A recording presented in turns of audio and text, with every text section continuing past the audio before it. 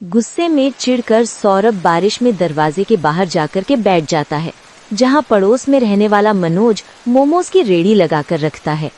सरिता, जल्दी से मोमोज और चटनी ले आओ। अजी मोमोज में भाप तो आने दो, चूल्हे पर चढ़ा रखा है, 5-10 मिनट भी नहीं हुए। और ये लो चटनी। हाँ, लाओ दो। अजी तुमने मिर्ची की चटनी पिसवा तो ली है, लेकिन कहीं खाकर इसे ग्राहकों का पेट ना खराब हो जाए तो रे जमे जमाए ग्राहक हड़क जाएंगे। तो 1-8 किलो टमाटर खरीद कर ले आते तो बढ़िया चटनी बन जाती।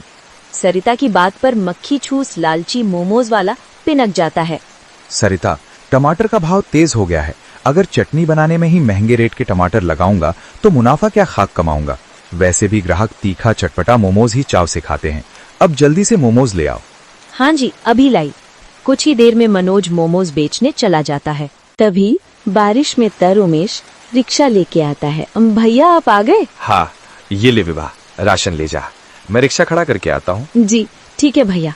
सौरभ बेटा, घर में चलो, बाहर बारिश हो रही है ना। नहीं, मुझे नहीं जाना, यहीं ठीक हूँ मैं। क्या बात है बेटा, मेरा बेटा किस लिए नाराज है? मोमोज खाने की जिद लगा करके बैठा है।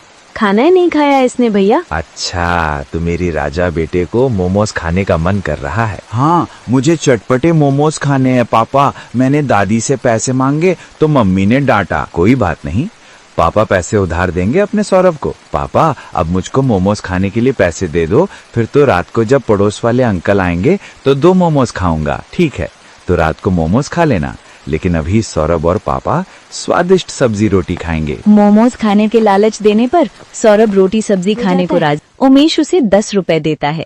देखते देखते रात हो जाती है। मनोज अपने मोमोज का ठेला लेकर आता है। शायद देख, मोमोज वाले अंकल आ गए, जा मोमोज लिया। सौरभ 10 रुपए लेके मोमोज वाले के पास आता है। अंकल अंकल, मुझे 10 रुपए की चटपटे मोमोज दे दो।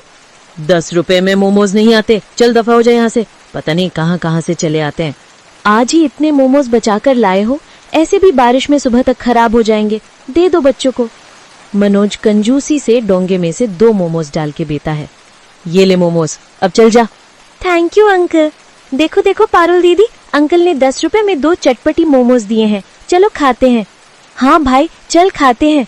दोनों मोमोज लेकर के मकान के अंदर आते हैं और चाव से मोमोज खाते हैं। आइए, चटपटे मोमोज खाने में बहुत टेस्टी थे, मजा आ गया खाकर। ऐसे ही कुछ दिन गुजर जाते हैं, जिसके साथ मॉनसून अपने चरम पर आ जाती है, जिसे दिन रात बारिश के कारण उमेश का काम नहीं चलता और दिन में उमेश अपना पंक्चर ऑटो लेकर के घर आता है। बारिश के चलते पूरा रोड पानी से भरा पड़ा था। अजी आ गए, राशन ले आइए ताकि मैं खाना बना दूं। बाबूजी की दवाई का टाइम हो रहा है। उमेश नम आँखों से अपने बूढ़े माँ बाप निर्मल और रेवती को देखता है, जिनके मुरझाए चेहरे पे भूख साफ दिख रही थी। माधुरी आज बस रिक्शा में एक ही सवारी बैठी थी, 20 रुपए कमाया है बड़ी मुश्किल से। जी 20 रुपए में क्या आएगा, घर का सारा राशन खत्म है, आटा चावल दाल सब कुछ, बस थोड़ी चीनी चाय पत्ती है। विभा जाओ 10-10 वाली 2 डबल रोटी ले आओ। जी भाभी। बारिश में भीगते हुए विभा बनी की दुकान पर आती है, जहां बगल में चाउमीन मोमोज रोल की नई रेड़ी लगी थी। बारिश में वहां भी जमकर भीड़ थी। अरे भाई, कितनी देर का बोल रखा है, मुझे फुल प्लेट ग्रेवी मोमोज दे दो भाई। बस भैया जी, आपके ही मोमोज फ्राई हो रहे हैं।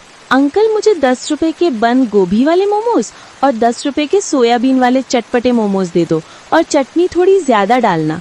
अरे बेटा, चटनी की चिंता मत करो, बहुत सारी बना रखी है, ये लो। अरे कुछ खरीदना भी है या फालतू का भीड़ मचा रखा है? अरे मोमोज वाले, फटाफट से फुल प्लेट फ्राई मोमोज कर दे। ठीक है लाला, बस 2-4 ग्राहक खड़े हैं, उन्हें निपटा कर बनाता हूँ। इस मोमोज वाले का ठेला कितना ज्यादा चल रहा है, मोहल्ले में अच्छी बिक्री होती होगी।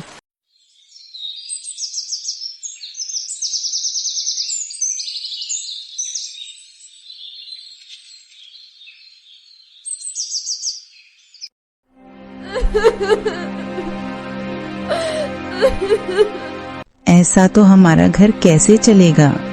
पूरे गांव में सिर्फ हम ही गरीब बचे हैं, बाकी सब पैसे वाले हो गए हैं, और कितने दिन तक भूखे रहकर दिन गुजारने पड़ेंगे। तुम मत रो संतोष, मैं सब जानता हूँ। मैं मेहनत करूंगा, एक दिन हमारा अच्छा वक्त जरूर आएगा। आप दूसरा काम क्यों नहीं करते? ये कपड़े बेचने में तो कुछ कमाई नहीं होती है। मैं आपसे कुछ मांगती भी नहीं हूँ, दूसरी पत्नियों जैसे खर्चा भी नहीं करवाती हूँ। हम दोनों पेट भर के खाना तो खा सकते हैं। अच्छा जी, मैं दूसरा काम जल्दी से ढूंढ लूंगा, तुम चिंता मत करो।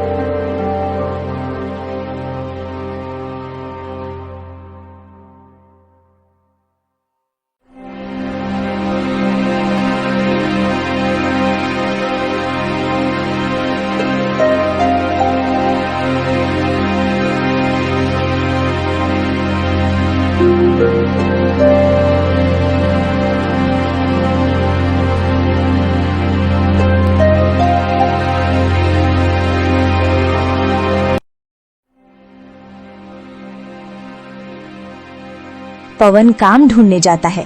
वही उसे पेड़ के नीचे बूढ़ा व्यक्ति बैठा मिलता है। पवन बूढ़े व्यक्ति को देखकर रुक जाता है। अरे दादाजी, आप यहाँ क्यों बैठे हो? बेटा, मैं ज्यादा थक चुका हूँ और कई दिनों से भूखा भी हूँ। भूख के मारे चक्कर आ रहे हैं बेटा। कुछ खाने का हो तो दे दो, भगवान आपका भला करेगा। दादाजी, मैं आपको क्या बताऊं, कुछ दिनों से मेरा काम धंधा नहीं चल रहा है। आज मैंने और मेरी पत्नी ने भी खाना नहीं खाया है। हाँ बेटा, कोई बात नहीं। दादाजी आप रुकिए, मैं घर से आपके लिए कुछ लेकर आता हूं।